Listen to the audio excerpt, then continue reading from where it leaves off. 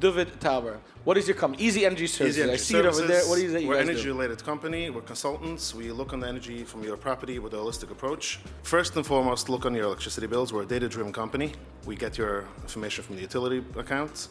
We extract all the data, and we analyze the accounts. Many buildings, commercial properties have wrong classifications with the utility, and that alone, if you're looking at it correctly, sometimes saves you 30 to 40% in electricity bills. So first, let's slow down. First of all, you are successful. I spoke to you before you got on, before we started this interview. Thank you. You own this company. It's your company. Yes. You have 50 employees. That's not a joke. So you know what you're doing. That's first. Correct. Now, but let's start with the basics for those that don't know what they're doing with energy, right? Your average guy doesn't even know that if I buy a building just in New York or in New Jersey, there's nothing different than paying my National Grid or my Con Ed or my bill, BSC&G, right? No one knows. I can save money on electricity. They don't know that exists. Correct. So you come in, you analyze, and where does that explain to me what the next step is? So the first part is because we're data-driven. We have a lot of programmers. Part of our 50 employees are a full programming team. So we look on the utility data. We extract all the data. We can see information on it. Look on PDFs. I have all the data of your account, and I can analyze What based data on... is that? Paying electricity. What data is there? Okay, so it's not only how much electricity you're using it, it's when you're using electricity and how much demand. Demand means how much you're pulling out from the utility at one given time. And a big portion of your bill is the demand of what your account is using. So it's not how much, it's how you're using electricity. Explain that, please. And which the hours are. I'll give you a simple example. If I have a tractor trailer with 30 pallets and I have to deliver it into the warehouse, if it's loaded, two pallets one on another, I only need a 10-foot door. But if it came in three pallets stacked, I need a 15-foot door.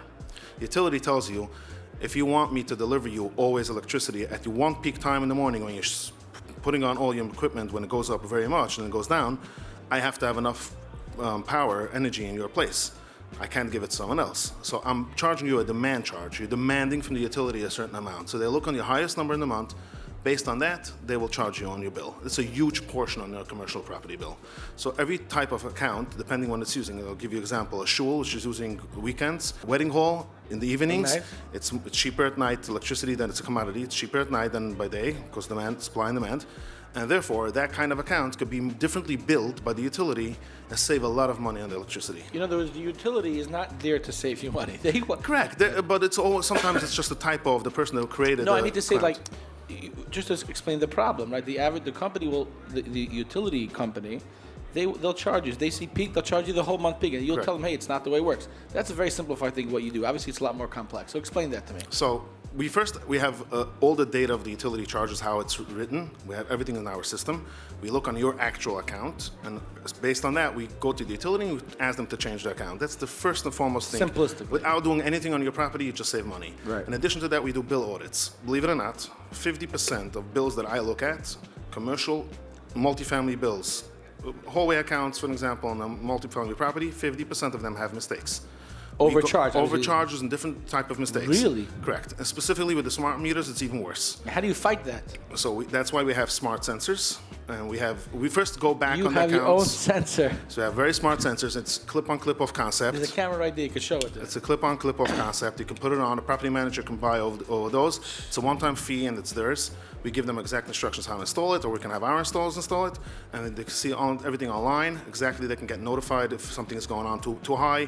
For example, your compressor is starting to use 10% more than in the past. You advance to fix your mistakes. That's already the sensors. But let's go back for a second.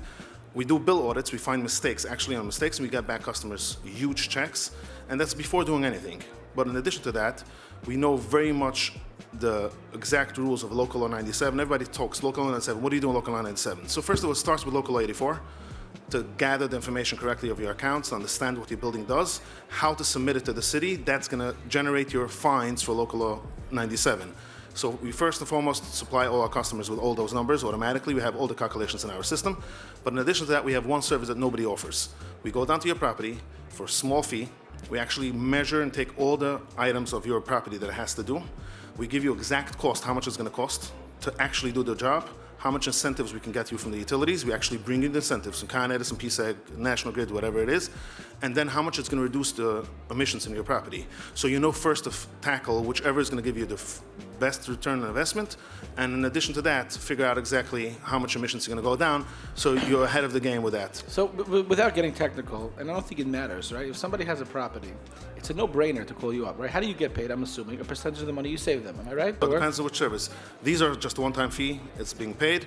A local law 97, for an example, it goes by measure each and every item. Let's look at this, for example. You fixed their bill, and now you're saving them money. So finding audits, we don't charge anything until we find we bring you money. If you deliver a check, I get a payment. That's what I'm saying. So that's a percentage of how much I saved on that part. Exactly, right. When it comes to procurement, buying electricity, that's a set amount. Okay, so you work on a fee, but at the end of the day, it's a no-brainer. If someone has a property, Correct. they lose nothing. It doesn't cost them a penny to bring Correct. you in.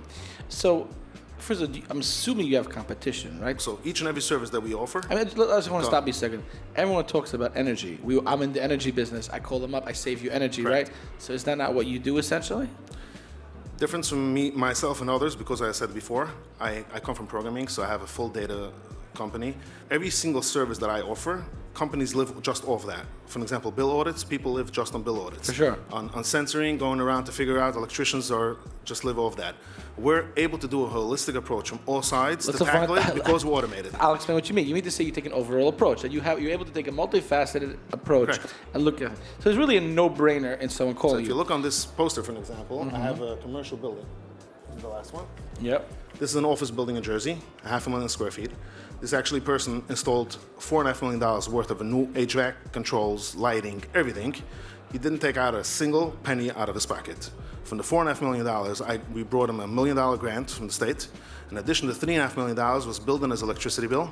Given that he was sub-metering it to his tenants, he was able to put it on as an additional fee for his tenants. They actually didn't pay out of pocket anything, and they saved 45% on their energy. That's crazy. So this person actually invested in his building, and believe it or not, no personal guarantee, no UCC on the building, no nothing. He shows for his bank that he invested $4.5 million. Didn't cost him a penny. That's fantastic. Is this your first year at OJBA? Oh, I've been here a nice few years. And have you seen real parnassa from it? Sure. So in the beginning, we came really to find customers. By now, we're here just to meet our customers and say hello. And some people, I have this issue, that kind of obviously you have stuff. to grow your business. Yes. They're always finding new customers. Our basically line is, if you have something on an energy bill, you don't understand your bill, just send it to us, we'll explain it to you. How do you deal with the following issue? I'm sure you have this issue, right? I'm your friend. We're friends now, right? Take a look at my house bill. That's all everyone wants to know, right? How do you deal with the people who want you to take a look at the residential? So residential customers, first of all, it's much more regulated today, and much more regulations than that. And not every customer, if you're, I don't know, probably you're not, but if customers have low income, considered with heat and all the stuff, they're probably almost not possible to be done. Except for the census, it's not really worth it for them. For my friends, I still accept them, but old customers that I had, I'm not going to drop. But we're not in the focus on residential customers. We don't have time for that. I hear that. How do you deal with stress?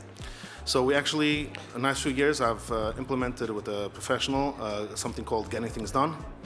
And actually, every employee gets a full instructions exactly how to run their day. There's no Slacks, there's no WhatsApps, there's no phone calls. It's quiet and everybody's producing in a very automated way. It comes in and gives us training exactly for every employee. And besides that, we started afterwards the EOS. And I personally believe, if you talk in the EOS conversation, many people in the EOS are not capable of taking along those things because they don't know themselves how to finish their day in the first place. How can I take on more stuff? So I didn't mean that. I meant you. That's very interesting. I want you to send me all the information. I'm very curious about getting things done. But on a personal level, you're belachatz, you're stressed. How do you deal with it? I just follow my task management one after another, and that's it. That basically it is. So first of all, I enjoy this conversation because people don't know, and I hope you don't mind me saying this, is that people think that everyone who is successful, they're polished. They got it going on. No, not at all. That's exactly my point. They think they got it smooth. They're successful. Everything is good. I love the fact. I'm being honest. I love the fact you're a normal geschmacky guy. January 2019, Mamash after the Shmaya how I found that person. He Mamash said to me, I used to have 14 hats on my head. Today I have 7. I was all over the place. No, not today. Everything is systematic. I don't accept any phone. At night, call me blocked. In the middle of the day, I don't take any calls, only with the schedule. So my schedule. Say at night, call me blocked. Call me. I'm not afraid to pick up a phone, even to blocked caller ID. Right. At night, by day hours, 9 to 5, only based on the schedule. So I'm not being bombarded. I'm focused, fully laser focused. Let's talk about that once you bring it up. How do you deal with someone's calling you in the middle of the day? I have a calendar. You can everybody wants to talk to me. I send a link. Select whatever item. To me, I think your job and your business get people to know that you exist. Do you work for other states as well? It's other states. Sure. New York, New Jersey, Pennsylvania, there's Texas, whatever, every Chicago deregulated as well? state. What? Chicago? Sure.